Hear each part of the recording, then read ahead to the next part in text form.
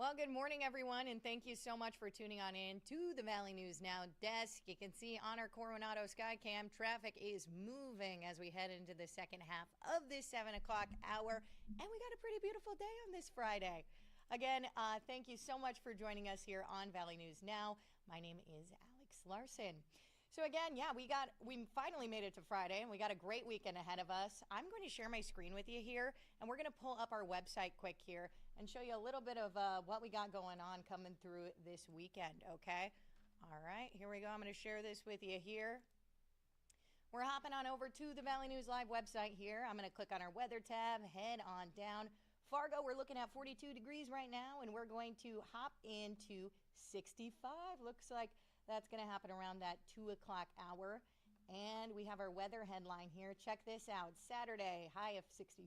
Sunday, high of 68. Monday, high of 68.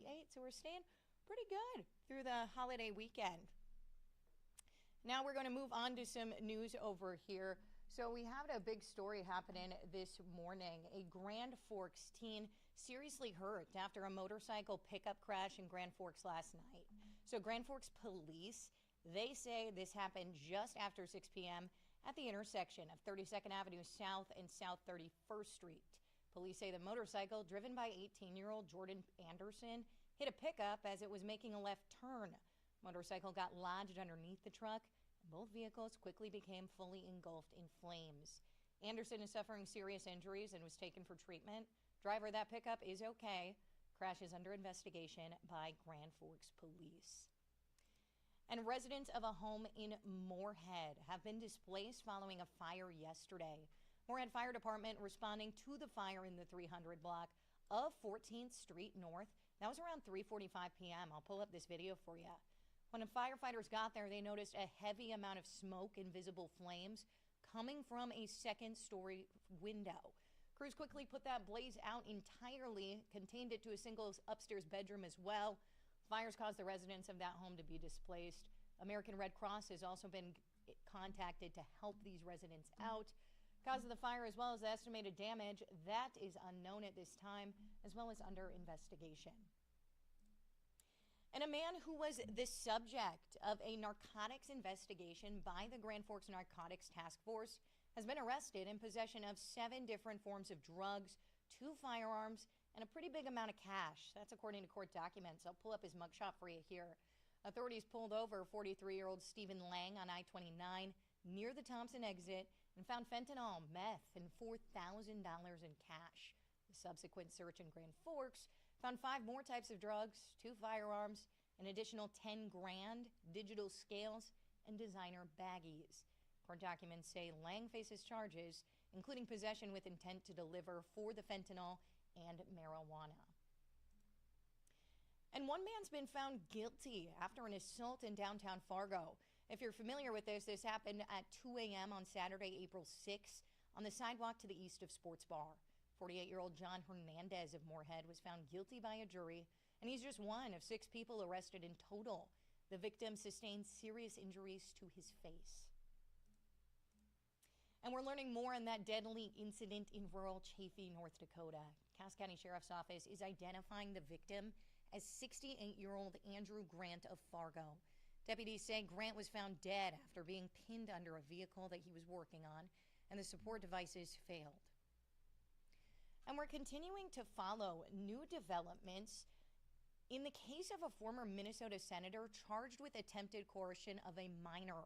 Justin Eichhorn is now requesting a delay in his federal trial. So court documents show he filed a motion to be excluded for the Speedy Trial Act so that his counsel's got time to fully review discovery material. Paperwork further cites him living in a halfway house in Duluth as causing him to need more time. His trial is currently scheduled to start June 9th in St. Paul, but it would be pushed back if the judge approves this request that he recently made. Eichhorn has previously pleaded not guilty to these charges. Meanwhile, a new trial date set for another Minnesota senator who's facing felony charges. Nicole Mitchell's charged with burglary after allegedly breaking into a Detroit Lakes home. That home was one of her stepmother. A settlement conference is set for June 9th, and if an agreement is not reached in that, a 1-week trial will then start. That will be from June 16th to the 23rd. Now, Mitchell's trial was originally supposed to start in January, but it was delayed until after the Minnesota legislative session. At that time, a judge ruled the trial must start within 60 days of the end of the session. That, if you're familiar, that was back on Monday this week. A judge has granted us full coverage, and we will have that coverage for you on that trial when it begins in June. And new for you this morning, North Dakota State Superintendent of Public Instruction, Kirsten Baszler, is one step closer to joining the U.S. Department of Education.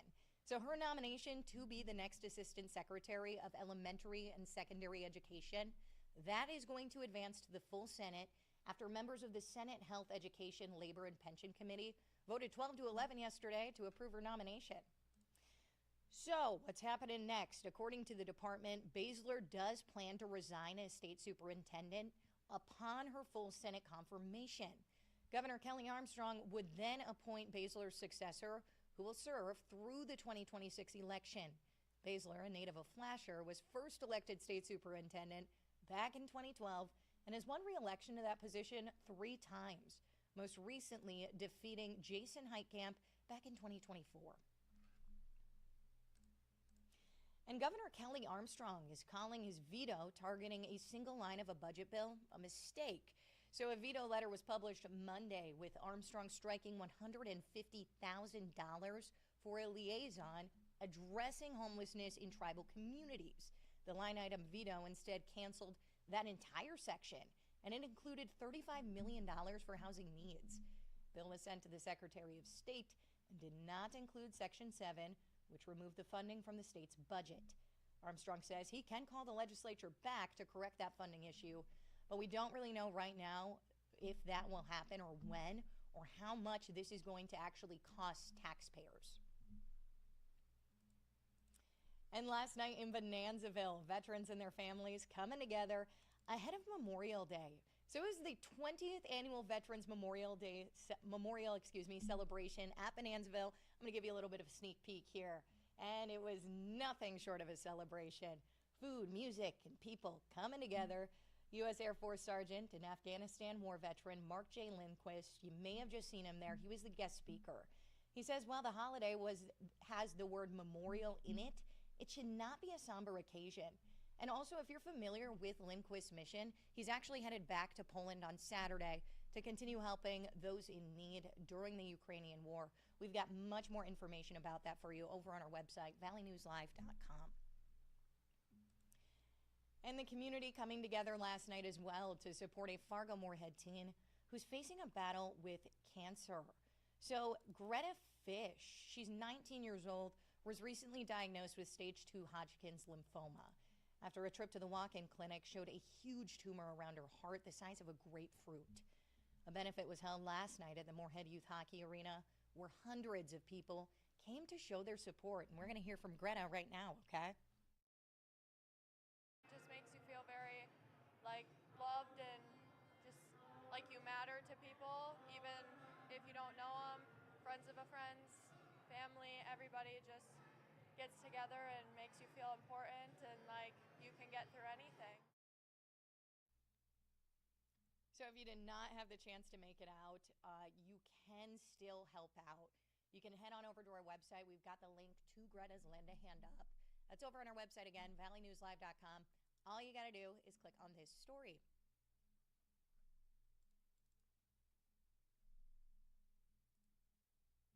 Get hit by a car. Somebody's going to not stop one day. I hope to God it's not my kid or anybody else's kid. So that was concern from a Fargo mother who says too often people are ignoring bus stop arms. So we're nearing the end of the school year and some are already there, but the buses will still be around this summer for other programs. Valley News Team's Courtney Lockey is sharing this mother's warning as well as some advice to help keep kids safe. Pay attention to your screen. You can see this Fargo school bus stop and put its arm out.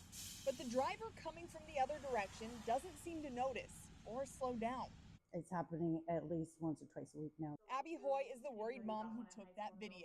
She and her family moved into the U32 apartments in North Fargo around Halloween. She walks them to the bus stop across the street each morning.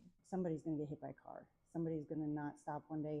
I hope to God it's not my kid or anybody else's kid. The apartment actually has a city bus stop right in the parking lot, just feet from the front door. And management told Abby that the school buses could come right through here. So she reached out to Valley Bus to try and make that happen. It's not up to us, it's up to Fargo Public Schools. They make our routes for us. That would also kind of pose some other issues with not being able to control traffic. We would actually have less to go against if somebody did go through there. Josh Hildebrand with Valley Bus says most buses don't have cameras. It's up to the drivers to try and take down a plate number. They turn that information over to Fargo Police, who issues the citation. A few years back, they were seeing about one a day. I've left messages with the police department asking for somebody to call me back to see if they can post an officer in the morning. If you pass a school bus with its stop arm out, it's a $100 fine and 6 points on your license. If you do it again, the fine goes up to $200, and your license can be suspended for up to 2 years. You do need to stop even if you're on the opposite side of the road. I'm not sure what else to do at this point. Abby is still waiting for answers. So in the meantime, here's her message to you. The school bus stop signs are there for a reason. Please be aware. I know everybody's in a rush at 8 a.m. and rush hour trying to get to work. The weather isn't always great, and you can't always slow down as fast as you think you can. In Fargo, Courtney Lockey, Valley News Live. So short buses that pick up children with special needs, those go into apartment parking lots, and that is a totally different situation. Of course, we do have more information about this on our website for you, as well as our VNL News app. You can download and use it for free. And we got some big news here. We know that it's some graduations this weekend. School officially let out for the summer in West Fargo and Horace yesterday. I'm going to pull this up for you here. Seniors are celebrating their graduations on Sunday. Ceremonies for Cheyenne, that's going to be at 12:30. West Fargo High, that's going to be at 3. Horace High, that's at 5:30. As you can see on that left-hand side of your screen, these are all going to be at Shields Arena. And if you can't catch the ceremony, West Fargo Public Schools is also going to live stream it as well, so you can catch it there. Well, thank you so much for joining us here on our Valley News Now desk. Remember, you can stream this on Facebook, YouTube, as well as our stream that we have available on our website and our apps. And as we head on into this holiday weekend, remember, our First Alert Storm team works very hard to keep you updated with everything you need to know to keep you and your family safe. Posting videos, updates for the weather that we have in store. So make sure you're going to download that. Easy to download, free to use. Again, that's all I got for you today. I will see you back here on Monday. I'm Alex Larson for Valley News Now. Have a great weekend.